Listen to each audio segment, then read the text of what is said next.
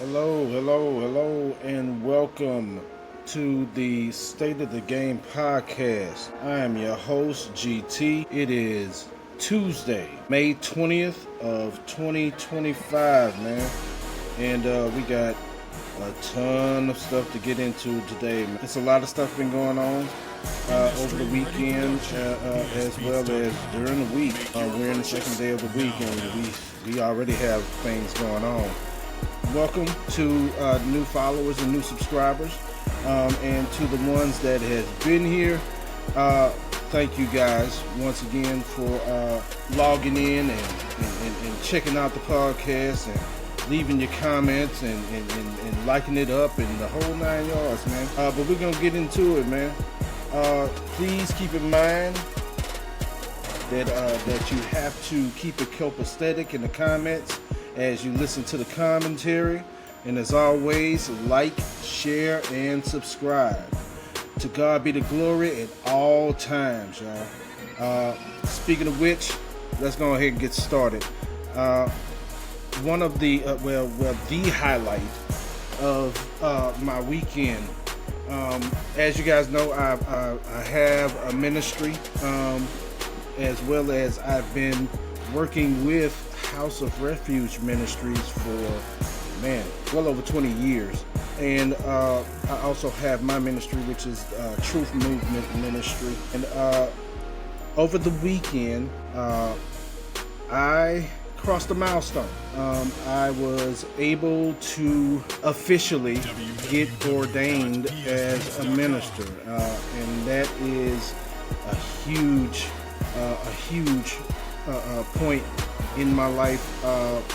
As a matter of fact, when it comes in terms of me and my relationship with God, I would venture to say that is the biggest moment of my life, and I'm eternally grateful just to have the opportunity to be able to rightly divide the word. You know what I'm saying? So yes, thanks to Bishop and First Lady David and Rita Ferguson at House of Refuge Ministries for basically overseeing the last 20 years of my ministry and my life as well. I'm also in school as we speak to, get that degree, that master's degree in ministerial leadership. I'm working with a 3.86 GPA, so I'm progressing pretty good. And just basically, man, I've been out here, and I have one directive, one focus, and that is just basically spreading the good news and spreading the truth. You know what I'm saying? Rightly dividing the word. You know what I'm saying? So, that was the highlight of the weekend. Beautiful stuff, man. Beautiful stuff. So let's go ahead and get started with what we've had over the weekend. First and foremost, I want to talk about what the heck happened to Denver, man. What happened to Denver? The final score winded up being 125 OKC to 93. Denver didn't even crack 100 points, man. And from what has been reported and what has been told to me over the past couple of days is that those guys didn't even really get to see the fourth quarter. It was what they would call a beatdown of the highest order. I just never expected Denver to this is a championship team now. I didn't expect Denver to fold in such a manner. But we can look at it like this.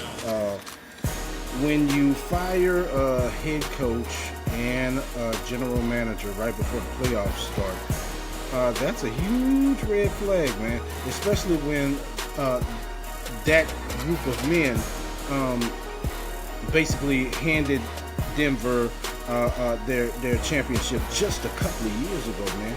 So you think it's sweet, but apparently not. I guess something happened in the front office. Something happened between those people. Did they lose the locker room? I don't know whatever the case may have been.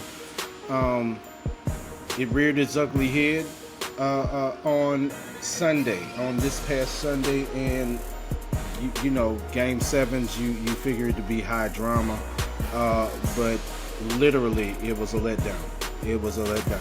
So that's one thing about what happened over the weekend. We also saw the Pacers advancing on last week, beating the Cavaliers in 5 games. I told you guys, man, Tyrese Halliburton is putting in work, man. And it's not just him. It's Pascal Siakam. It's other players as well. Man, Indiana is coming, and they're taking no prisoners. Okay, they're basically doing what they have to do to advance in the playoffs, and so that goes the same way with New York Knicks. They're wow.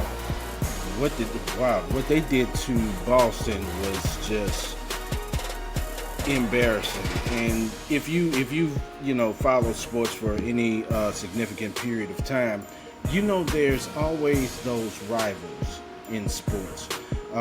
You have your New York and your Boston area, and that's a rivalry that goes across sports.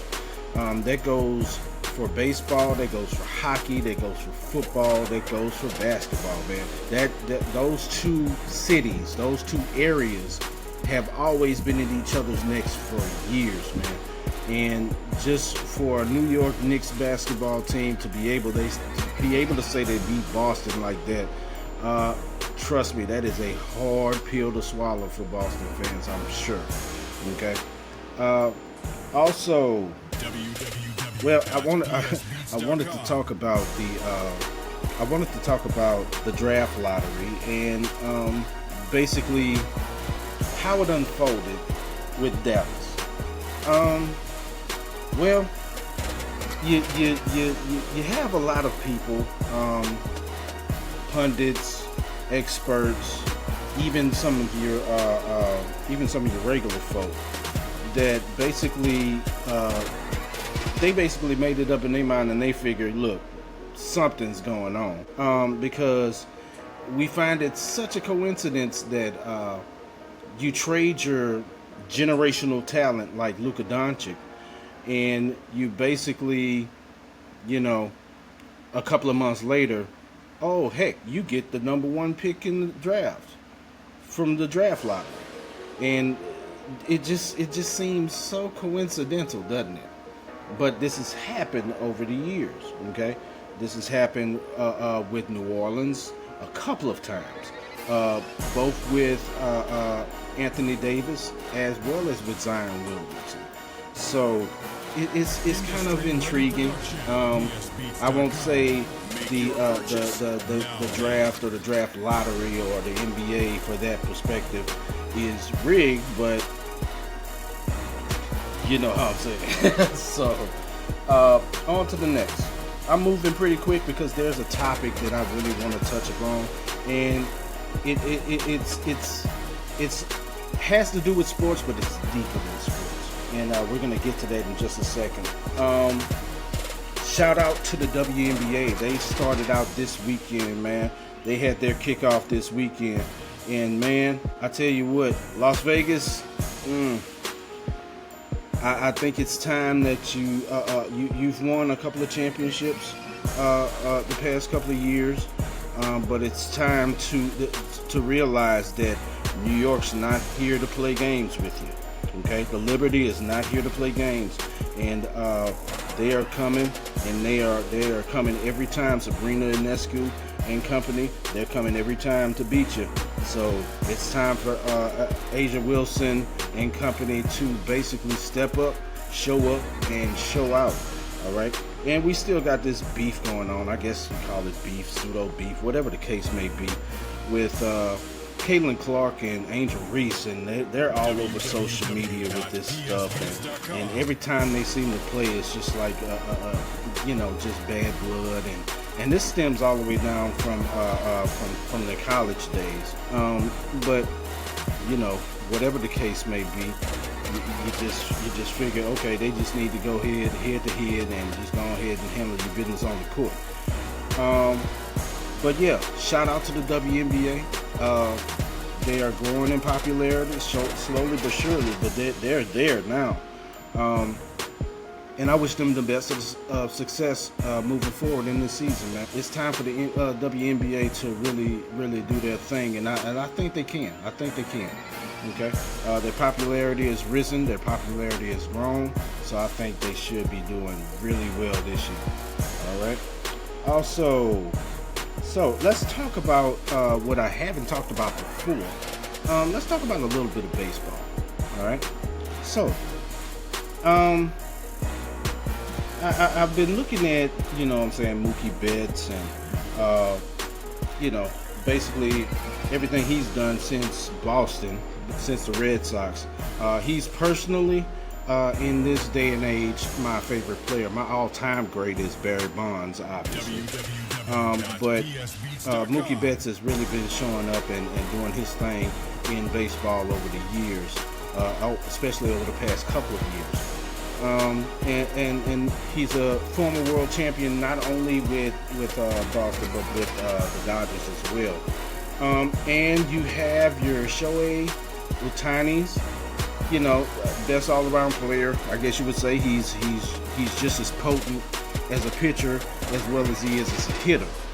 And he's one of those talents that you rarely see as far as both of those categories.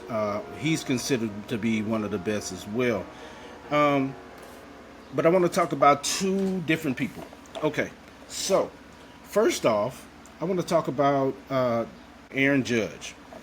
So, Aaron Judge, I just saw a report that says the Yankee star should get the Barry Bonds treatment. What do I mean by that? Well, there's at the midpoint to the tail end of Barry Bonds' career, pitchers, teams, they made it a point to basically walk him every chance they got. And that basically, that slowed it down, but it didn't stop it. Okay? What they're basically saying is Aaron Judge has reached a level and has reached a point in his play that has warranted him the Barry Bonds treatment. And my thing is this, man. He's starting off hot. That's cool. That is great, especially for someone of his talent. I'm glad he's starting off hot. Let's see what it translates to moving forward throughout the summer, going into the fall. Hopefully, he's on pace to do a lot of great things. We'll see how it goes moving forward. But I'd say pump the brakes a little bit, because the eye that Barry Bonds had at his height, at his prime of his career, was unmatched by anyone I have ever seen. He would get walked potentially three times a night, and the one time that they did pitch to him, he'll be in the water at Recover Cove. So Barry Bonds has always been different. I could care less what you say about his quote unquote PED use and whether he took the clear and whatever the case may be, however they want to call it. He's never officially been caught. I'm just going to throw that out there. He's never officially been caught. So basically, until you're caught, you're basically dealing with hearsay. And sure, he's won cases, even in the court of law, that basically exonerated him for those offenses. So that should be enough. But hey, court of public opinion rules all at this in 2025, right? So, all right. So here's the other player that I wanted to talk about when it comes to baseball.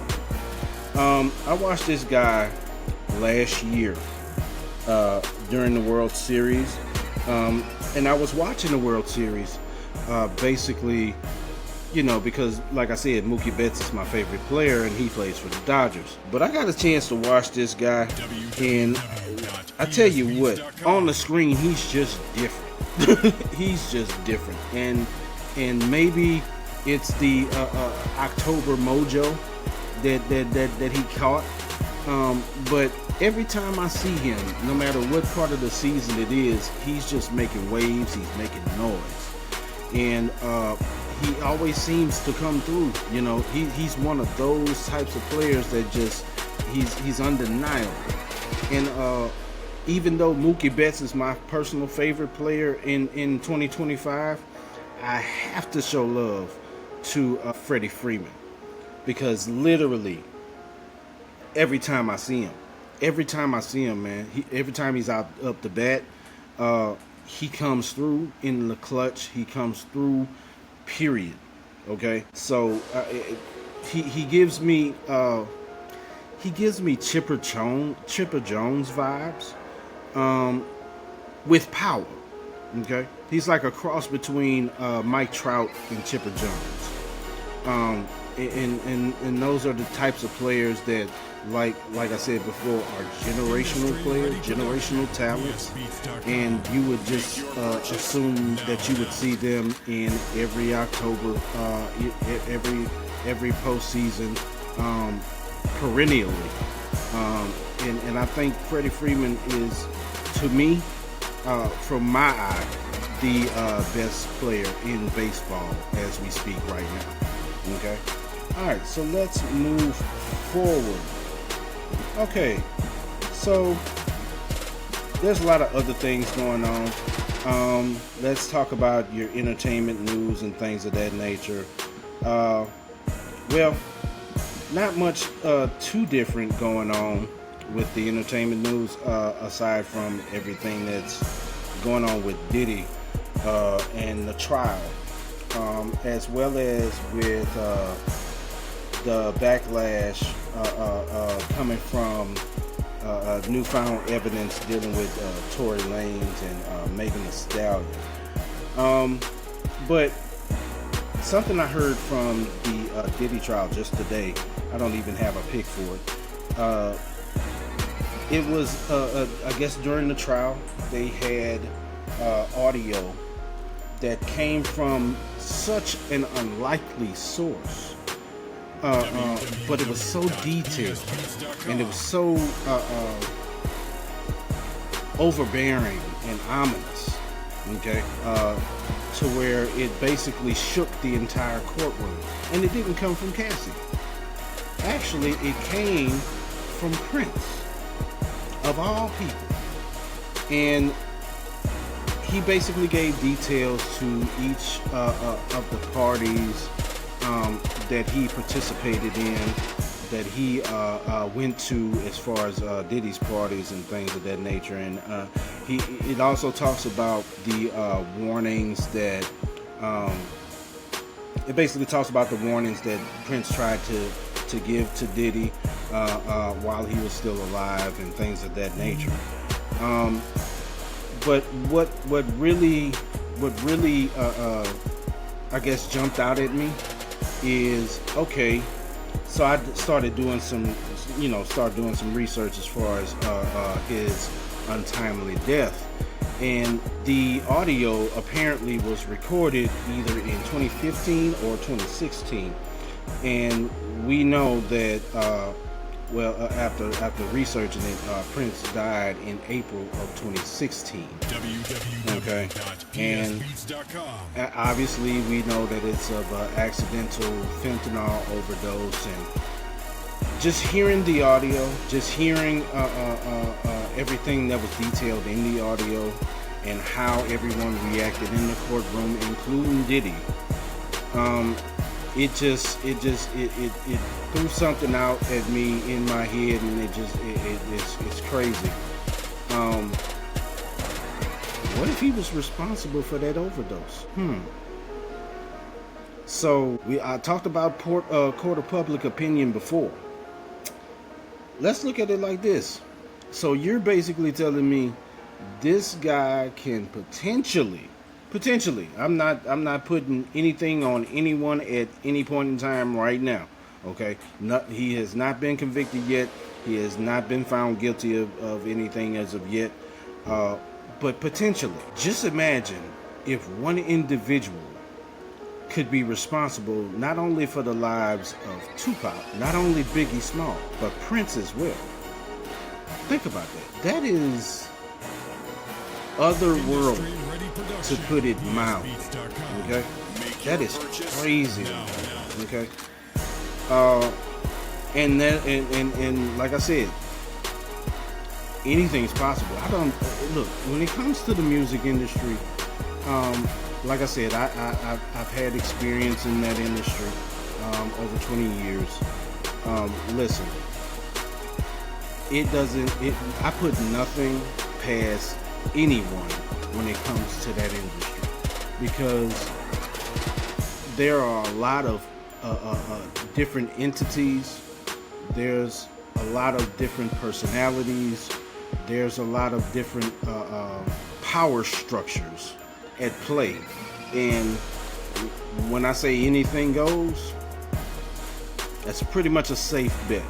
Okay, all bets are off, basically. Okay, when it comes to the music industry, they just want to basically get to the bottom line, which is money, which is dollars. Okay, and I've already researched as far as how the prison industrial complex is connected to the music industry as well. So hey, that's a whole nother discussion that we'll get into probably in a later episode. But obviously, yeah, it's deeply rooted. The corruption in the music industry is deeply rooted, and something that needs to be addressed as soon as possible. But I don't think the biggest problem about it is that I don't think those issues will ever fully be addressed. Reason being is because there's too many different power structures. There's too many different people in high positions of power that would be affected, and some you know, some you don't. But more likely, you probably do know them, and you would be shocked, and the general public would be shocked and amazed at how deep the rabbit hole goes, so to speak. All right. So that being said, man, I want to get into this. You can consider this to be my, I guess my final point or final topic of today. But before I get to that, I want to send congrats to a high school senior. I don't even know her name. I just saw it on Facebook and I figured out, you know what? Let's share some good news. Okay. This high school senior shines bright with over $1 million in scholarships and 36 college acceptances. I mean, excellence at its finest. Listen, we're an educational family. My wife is a trailblazer in education, and I've been teaching in the educational field for about five plus years. We're an educational family. We put education at the forefront, and this is an amazing story. And salute to her. I don't even know her name. I got a picture up, but I don't even know her name. Salute to her, and congrats to her, and much love to her moving forward. As well as, man, all weekend long, my wife and my kids have been going to graduations. I have nieces, I have goddaughters. They've all graduated. Beautiful stuff, man. Congrats to y'all. Salute to y'all, man. Keep moving forward. Keep pushing, all right? All right? Success is just around the corner, man. Just keep going. Keep going, all right? All right, so let's get to the final point of the day. And I'm going to talk about this for just a second, okay? It's probably going to get extended. It's probably going to be lengthy. But I want to talk about this because we're talking about sports, okay? The main thing that we talk about on State of the Game podcast is sports, right? But I want to talk about a different game, okay? A game that we all play in. I want to talk about in the game that we call life, all right? And I want to talk about the human condition, all right? So, here's the thing. I wrote some stuff down, to talk about as far as being able to strike a spark, a conversation, to spark different ideas being thrown out there as far as the human condition is concerned. And check it out. Let me get into that. So here's the reality of the human condition. Okay, life is hard.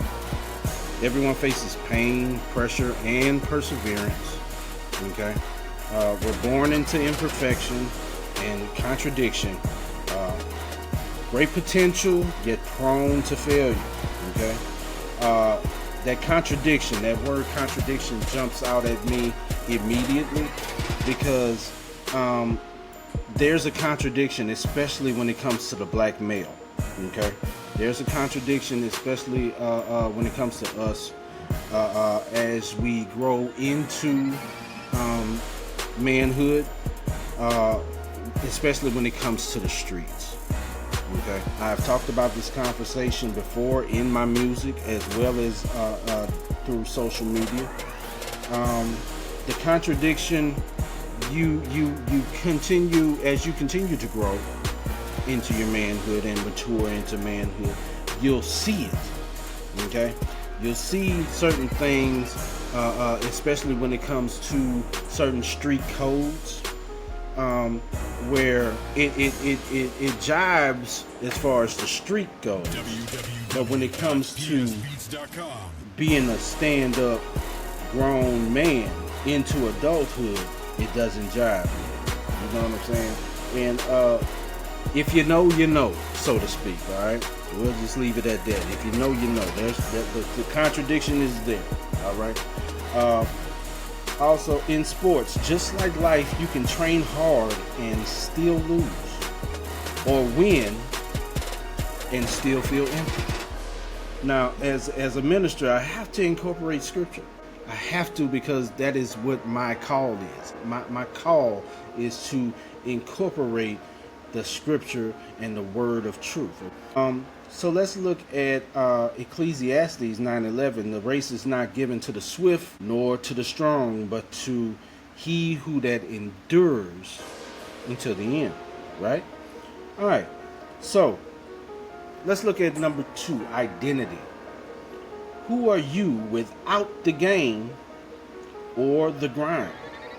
Okay. Athletes and professionals often define themselves by what they do.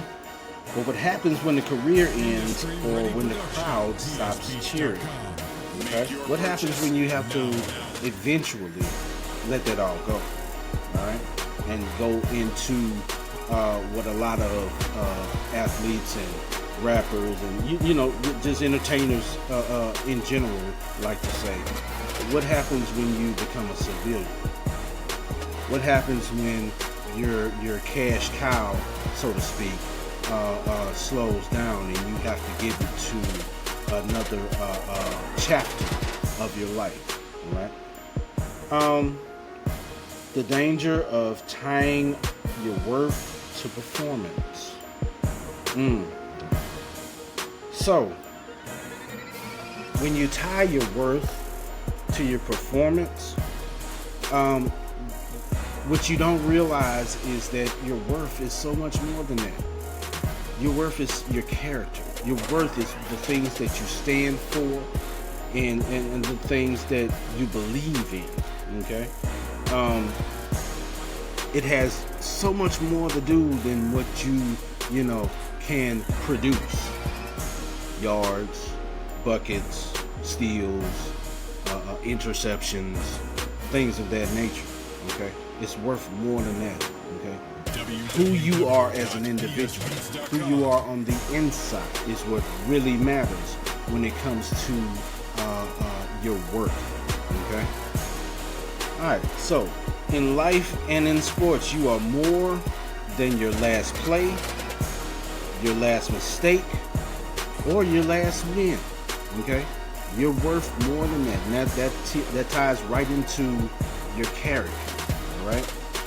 So, let's look at number 3. It's discipline, sacrifice, and the inner war. Alright, so the discipline of training your body mirrors the need to discipline your mind and your heart. Right? Every athlete fights against the desire to quit. Every person faces inner battles, mental, emotional, and spiritual. Okay? I heard Kimbo Slice say this a few years ago. And it stuck with me and it resonates with me to this day, especially regarding who it came from. Kimbo Slice, if you do not know, he rose to prominence online fighting, and he got so high and so regarded that he actually made it to the UFC. And this is a man that basically was homeless. He basically fought to eat on the streets of Miami. Day 305, stand up. Okay? But what he said was, most times the enemy is the enemy, right? The enemy is the enemy. And that ties so significantly, that ties in so significantly with the word. Okay? Because it is a constant battle, day in and day out, hour in by the hour, with your flesh. Okay? Your enemy is the enemy. Okay? Your flesh and your spirit, man, are at constant war with each other at all times, man. So yeah, it makes perfect sense. Okay? All right. So let's talk about the importance of resilience and self-mastery. Okay, so resilience, man. Look, you get knocked down, and look, listen. I don't care who you are. I don't care where you're listening to this from. We all go through it, bro. We all go through it. In life, in business, in personal, just period. There will be times where you will get knocked down. There will be times where you will fall short. Whatever the case may be. Okay.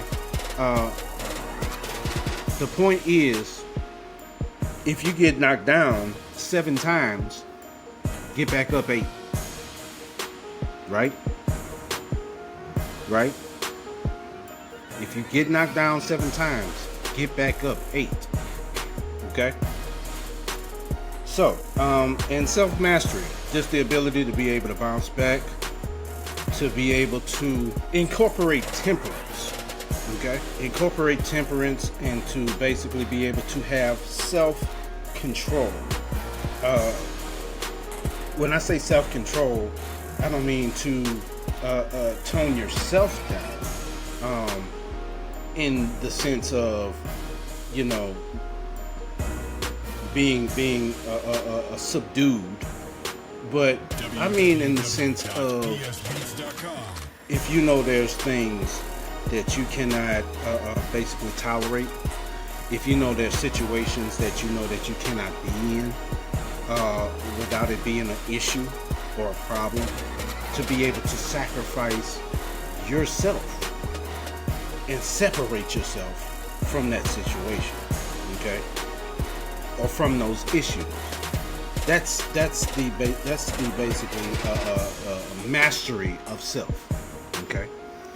All right. So now legacy. Okay. Let's look at legacy. A lot of people I know could care less. You have a lot of people that and these are major pro athletes and entertainers that could care less about their legacy.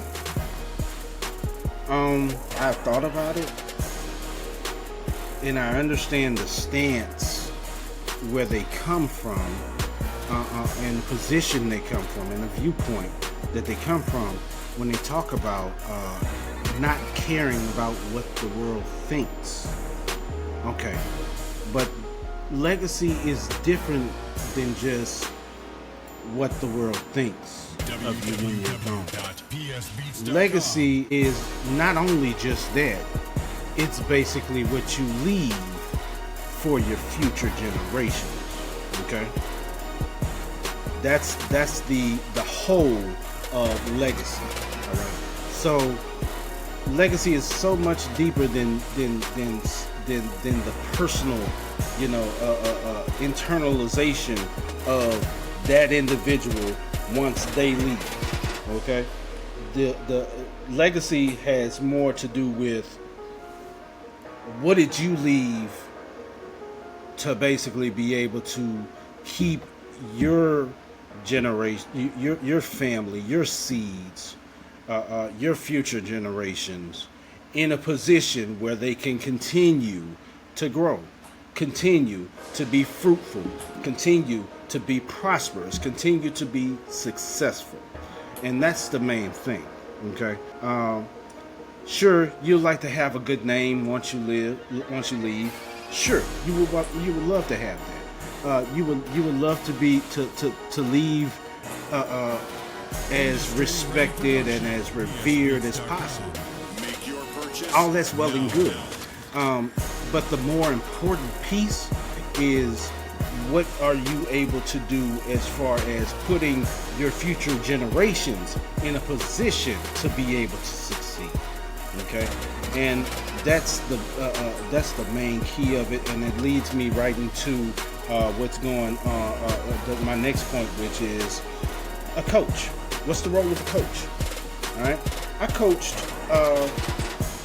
for a couple of years. I coached with my son's, little league team. Nothing big, I coached in RYA over there in Dallas-Fort Worth, as well as Louisiana Youth Association in Baton Rouge, Louisiana. And kid you not, dude, there's kids in 2025. This was over 15 years ago. There's kids in 2025 that still see it on me. What do I mean? There's still kids that interact with me on a daily basis, and they have no idea, but for whatever reason, they call me coach. Okay? A coach, their main function, no matter what it is, how prominent they are, no matter what level they are on, no matter what sport they're in, the coach, the main function of the coach is one simple thing. You're putting your team and you're putting your players in the best position to be successful. What's different than a legacy? How I just explained legacy to you, right? That is literally no difference, right? So that's the whole point. That's the entire point, man. No difference whatsoever. All right. And lastly, listen, when it comes to the game of life, I want to leave you with this. Are you just surviving, or are you becoming? Are you thriving? Okay. Are you playing the game, or are you living with purpose? All right. Are you just playing the game, or are you living with purpose? And the last thing, success is not just what you achieve, but who you become along the way. I'm going to say that again. Success is not just what you achieve, but who you become along the way. In other words, the destination isn't always the prize, folks. Sometimes the prize can be found in the journey. All right, so that's it for today, man. This has been GT. This is the State of the Game podcast, man. Thank you guys so much for your support, man. I appreciate each and every one of you, man. Once again, continue to like, share, and subscribe, man. I appreciate each and every one of y'all, man. And we are out. Peace out.